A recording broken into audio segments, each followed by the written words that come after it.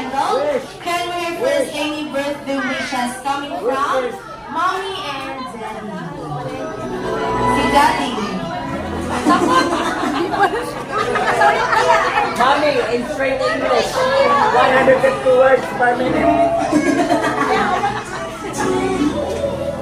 Alright, so this time, si Daddy na lang kuno.